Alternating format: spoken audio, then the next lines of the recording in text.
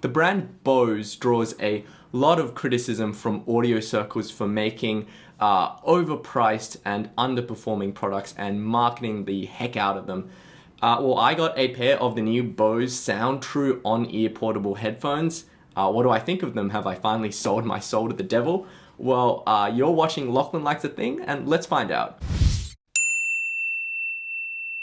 Hey everyone, welcome to Lachlan Likes a Thing, the show where I take a thing and see whether or not I like it. Now the thing we're looking at in this video is the Bose SoundTrue on-ear portable headphones.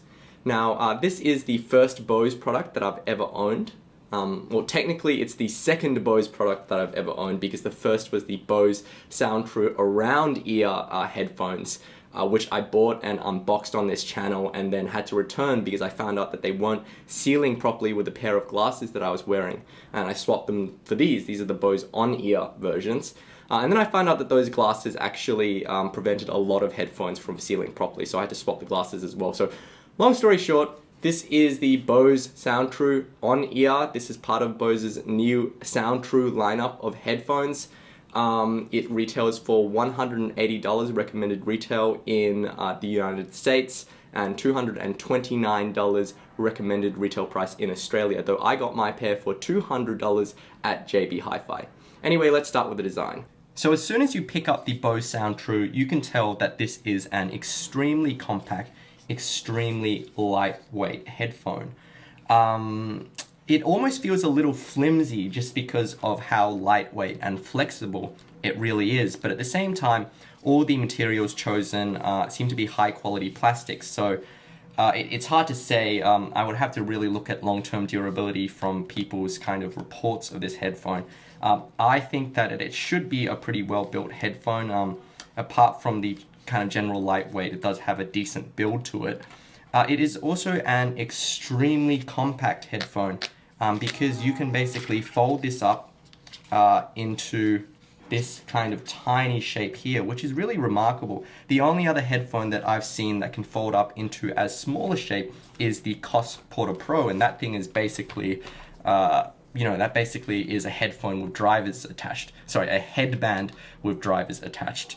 So that's an extremely simplistic design. So I have to kind of commend Bose for making a product which is, very, very compact and very, very easy to just tuck away. So if you don't have much room in your bag, I suppose this is a big selling point for the SoundTrue. The other thing about the Bose SoundTrue is that it does have a detachable cable, though it uses what looks like a proprietary connector, so you're not going to be able to replace it with any aftermarket cables. This is a 4-pin, maybe even smaller than 2.5 millimeter, I'm not sure. So you're going to have to go to Bose if you ever break the cable. The cable itself has a kind of smartphone remote on it, and the actual cable it's not the greatest in terms of quality. As you can see, it retains a fair bit of memory. It's not particularly supple, and it does tangle quite easily. On the end of the cable, there is a 3.5 millimeter 4-pin terminal. The thing about this connector is that it is a straight angle connector, which is really quite unfortunate because it is going to stick out of your pocket a little bit, and I would have preferred a 90-degree angle connector, so that's a bit of an oversight. So moving on to comfort, the Bose SoundTrue on-ear is probably the most comfortable on-ear headphone that I have ever tried. And this is both because of its low clamping force and also because of its very, very lightweight. So you're not going to completely forget that it's on your ears because it actually is sitting right on top of your ears, and it's still going to touch your skin, and not everyone loves on-ear headphones for that reason. But apart from that, they are headphones that are very, very easy to just wear for hours and hours.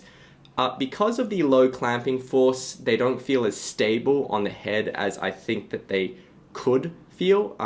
They're certainly not going to be good for running or anything like that. They're not going to fall right off your head if you do some head banging or anything like that, but they will shift around a bit, so they are a little less stable on the head than something like the Sennheiser Inferior.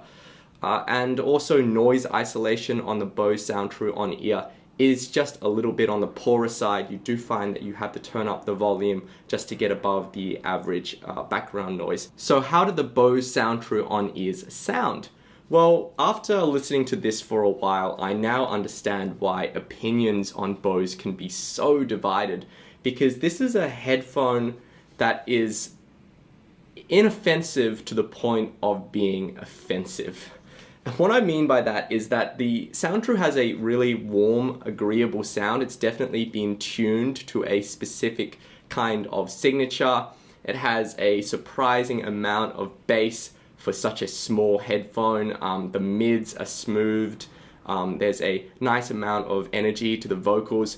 But where it really runs into trouble is with the treble, because the treble is rolled off on the Bose SoundTrue, and it's rolled off in a way that it doesn't make it sound congested, but it does mean that it is rolled off to the point where it really is lacking in detail in terms of sound. It makes the soundstage seem more compressed and more intimate than it really is. So as a result, it's going to be a headphone that's really going to be pleasing to people who are sensitive to sibilance. It's going to be good in terms of signature for noisy environments when you have to turn up the volume and you don't hurt your ears from aggressive treble.